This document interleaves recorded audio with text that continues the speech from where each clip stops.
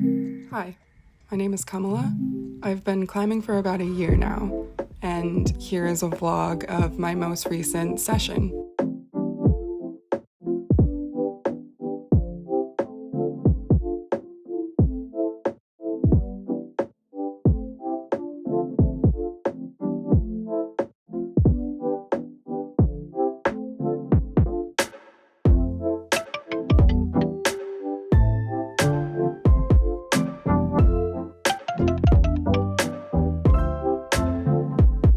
This green climb was my last warm-up climb. I just wanted to show two things. First of all, look how sketchy this foot situation is. Second, I'm trying to end more of my climbs with back flags instead of so often swapping feet and then using a side flag.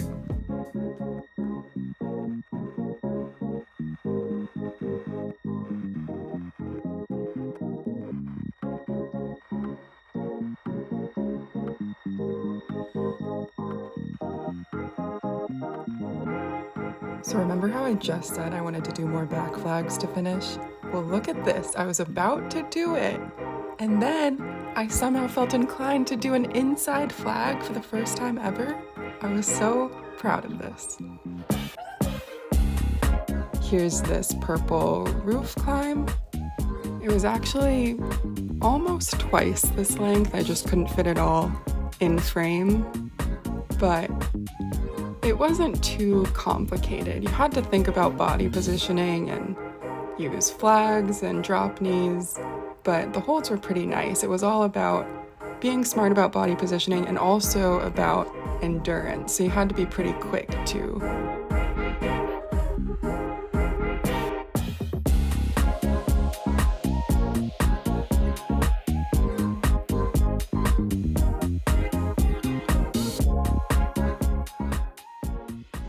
This purple climb was wild. It was so short. So you have this beginning part, and then you get to the crux, and that's basically all that's left of the climb.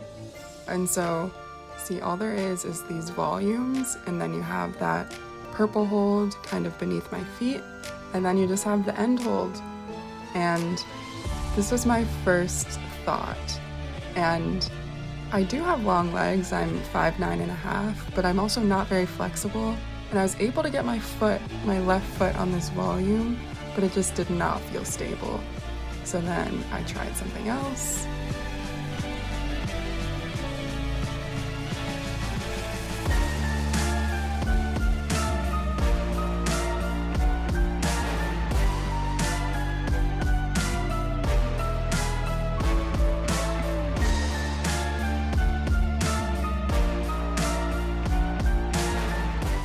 Maybe I could have finished this if I stuck with it, but I thought I had to approach it a different way. I was ready to give up. There had to be a better way. And it turns out the way that worked for me was the same way that I tried initially. I just did it better this time. I think it helped that I had my right foot slightly further forward on the volume, so it gave me a little more distance. My left foot still didn't look very stable on that volume, but it felt stable enough for me to put weight on it. And then from there, the rest of the climb was fine. This bat hang I had tried once previously, but my feet just slipped right off. But my friend told me that if I keep my shoulders more in line with my feet, like directly under my feet, as opposed to being too close to the wall, it'll help my feet stay on. And that was so helpful for me. My feet were able to stay on. I was able to get myself off the ground for the first time, but then I couldn't get past that point. And I didn't even know how to change my approach, so I think I have to come back to this another day after I think about it more.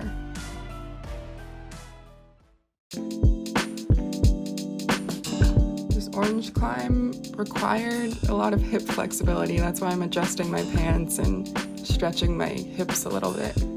But you start with both of your hands on this volume, and the whole climb is basically just volumes and crimps. These tiny crimps. Look at what my feet are on, and this is my foot for reference.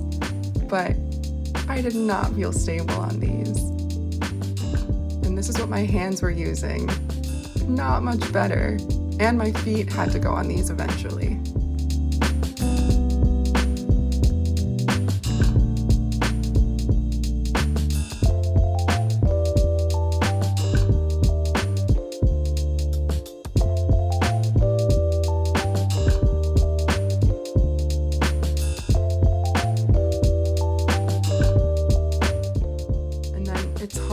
see my feet and the footholds that they're on because my legs and my body are in the way. And so I have to kind of guess at where they are and feel for them, but feel for what? Because they're so tiny. This is one of those hip flexibility moments that I was trying to stretch for. I tried moving my foot up to one of the higher holds, thinking it would feel more stable. It did not.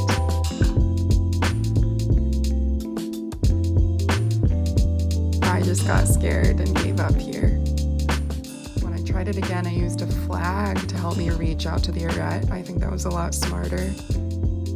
Got my foot up one hold higher than previously. Still did not feel good.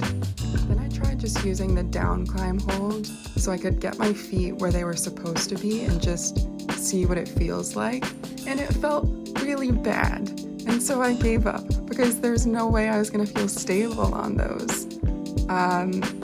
Maybe another day, but maybe not. It's just too scary for me. I did a dead hang for a minute. I'm new to dead hangs, and I find that they really hurt my lower back, which makes me think that I should definitely start doing them more. Or maybe I'm doing them wrong, but I don't think that's the case. And then I spent some time on the Kilter Board. These are just some highlights. This was a warm-up climb. I thought it looked decent. I liked it.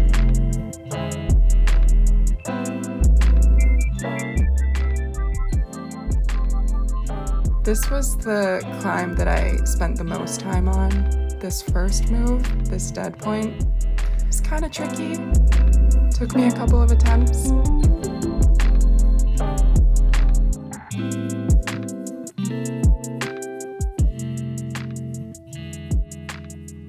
And then after that, these next few holds, my fingers do not feel good on.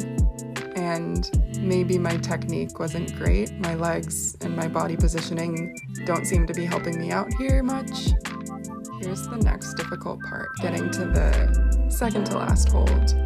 First, I tried flagging. Didn't work for me.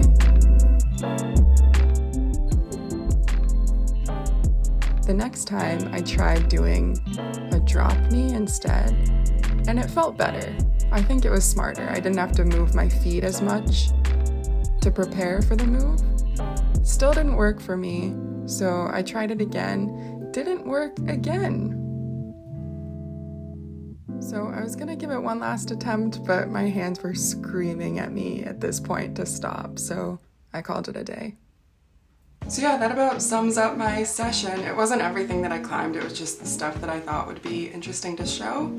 And like I said, my name is Kamala. It's not Sloth Falling, that's just a name I came up with for TikTok because I like sloths and they can climb and I fall a lot. Yeah, I'm 25. I'm a fourth year computer science PhD student. My social security number is 1, 2, 3, 4, 5, 6. And yeah, I've been climbing for about a year now.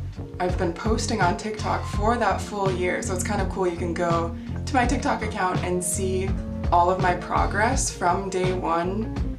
But I wanted to start tracking my progress on YouTube. I wanted to make YouTube videos. I really like making videos, and I like making them on TikTok, and I plan to keep doing that, but it's just not the same making videos on TikTok. It's not the video making that I love because it's the vertical content, which I'm not a huge fan of.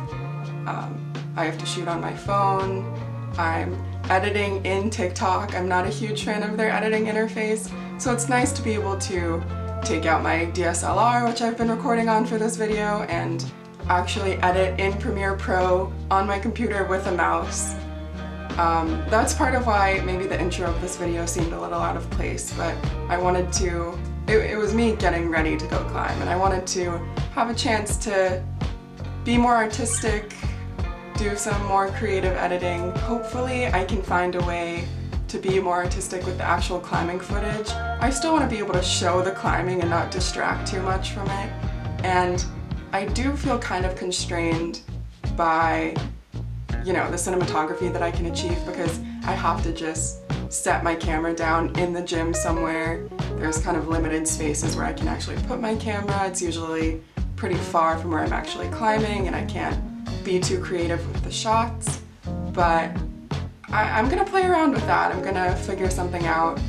I don't have much of a plan for this channel yet, but for the most part, I just want to track my progress. I haven't been improving quite as much as I would like to lately, especially because I haven't been climbing a lot lately, but I want to start becoming more serious about climbing now. Try and go climb more often, try and train more outside of just climbing, try and focus more on improving and have more fun with it and video it and try YouTube, and I hope you would like to watch some of that. And thanks for watching this, and maybe I'll see you in the next one.